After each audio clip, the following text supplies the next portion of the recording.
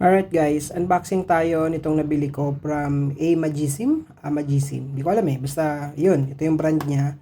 So this is a Bluetooth remote controller for camera, like yan, Insta360 or other brand na mga action camera. If ever na ayaw ninyong manually pipindutin sa camera mismo, so ito yung solusyon.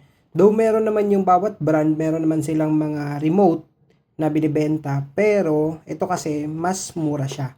So ngayon ito mag-unbox tayo para ma-check natin kung kamusta yung niya, quality, and at the same time kung madali ba siyang i-pair. By the way, we have a Insta360 X4 Air dito. So dito natin siya i-connect. Ano pa hinantay? Tara, buksan na natin kung ano nga ba ang kasama inside the box, and para ma-testing na rin natin siya.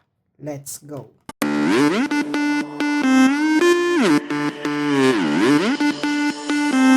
Ito, umpisahan na natin mag-unbox. So, syempre, ito yung may waga nating Leatherman. Ayan. So, this is a Leatherman Wingman.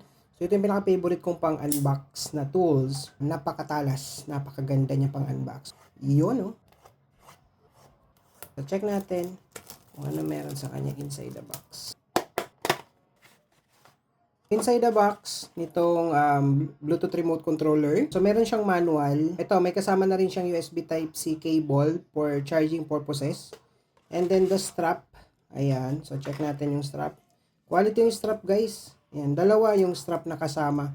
Merong medyo maikli. Tapos, meron medyo mas mahaba. And syempre, lastly, inside the box, nandiyan na po yung pinaka-item, which is ito, si Amagisim Bluetooth remote controller. Ngayon, explore natin kung paano nga ba ito i-pair sa ating action camera.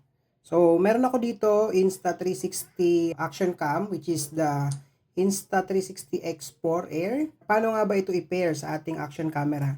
Una, syempre, turn on mo siya.